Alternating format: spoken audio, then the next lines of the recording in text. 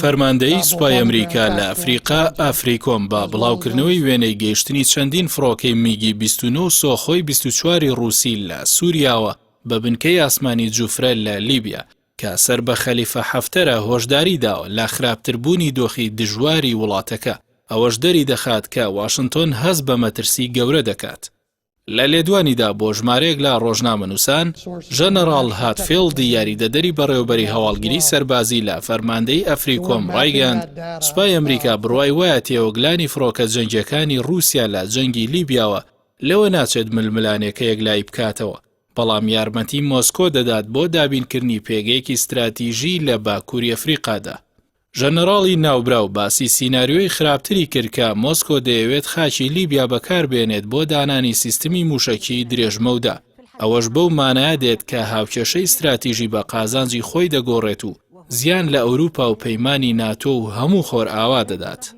سەرەڕای ئەوەی رووسیا ئەوەی ڕەت کردەوە کە فڕۆکەی جەنگی ناردبێتە لیبیا و داکۆکیش دەکات لەوەی جەنگ کێشەی لیبیا چارەسەر ناکات، بۆیە پەیوەندی لەگەڵ هەموو لایەنەکاندا هەیە، بەڵام چاودێران بڕوایان وایە ململانەی لیبیا مەودایەکی نێودەوڵەتی بەخۆ گرتووە، بە تایبەتی لە دوای دەرکەوتنی چەکدارەکانی کۆمپانیای ڤاگنەری رووسی، چونکە رووسیا لە سووریاش هەمان سیناریۆی جێبەجێ کرد و سەرەتا بەو شێوەیە یارمەتی پێشکەشی ڕژێمی بەشار ئەسەد کرد و دواتر باشکرا هێزەکانی ناردە ئەو وڵاتە. هەرچەندە کرێگرتەکانی ڤاگنەر لە جەنگی دوومانگی ڕابردووی خۆراوای لیبیادا تێکشکان و ناچار بوون بکشێنەوە بۆ خۆرهەڵاتی ئەو وڵاتە، بەڵام بە پێچەوانەی بانگەشەی بێلانی رووسیا ئەو چەکدارانە تا ئێستاش لە ناو لیبیادا ماون و چالاکن. لە دوای ناردنی فڕۆکە جەنگیە رووسیەکانیش کە نیگەرانی ئەفریکۆمی لێکەوتەوە دەردەکەوێت رووسیا سوورە لە سەرمانەوەی لەو وڵاتەدا. هەندێک سەرچاوەی رووسی باسی پەیوەندی خراپی نێوان حەفتەر و رووسیا دەکەن، ئەوەش دەری دەخات کە مۆسکۆ گرە و لەسەر ناوبراو ناکات، بەڵکو بە پێی زەمینە و زەمانە پشتیوانی لە حەفتەر دەکات. ئامانج سەپاندنی هەژمونی رووسیایە کە لە مێژووی نوێدا هیچ کاتێ هەلی ئەوەی نەبووە پێگەیەکی بەهێزی لەو ناوچەیەدا هەبێت. بەڵام ئایا هەڵوێستی تورکیا چی دەبێت بە پێی ڕێکەوتنامی لەگەڵ لیبیادا؟ ئایا ئەنقەرە و مۆسکۆ لەو بارەوە هەماهەنگی لە نێوانیاندا هەیە وەکو ئەوەی لە سووریا ڕوویدا؟ یا هەڵوێستی وڵاتانی پشتیوانی حەفتەر چییە؟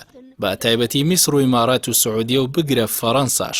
ئەوانە کۆمەڵە پرسیارێکن کە داهاتوو وەڵامیان دەداتەوە، بەڵام گەورەترین گۆڕانکاری لا وێنەکەدا هەڵوێستی نوێی ئەمریکایە، بە تایبەتی دوای شکستی حەفتەر و دەزوەردانی رووسیا لە وڵاتەدا. بۆیە ئەمریکا بڕیاری ڕوبەڕووبوونەوەی نەخشەی رووسیای داوە، ئاماژەی ڕاستەوخۆی ئەو هەڵوێستە ژناردنی لیوایەکی سەربازی سوپای ئەمریکایە لەسەر داوای ئەفریکۆم بۆ وڵاتی تونس کە هاوسنووری لیبیایە، چونکە رووسیا بووەتە هەڕەشە لەسەر ئەمنی قەومی ئەو وڵاتە لە باکووری ئەفریقادا. جگەلەوەش ئەمریکا خۆشحاڵە بە ڕۆڵی تورکیای هاوپەیمانی لە ناتۆدا کە توانیوێتی هاوکێشەی بەهێز بە قازانجی حکومەتی تەبایی نیشتیمانی بگۆڕێت و پرۆژەی حەفتەر بەرەو شکستی گەورە ببات.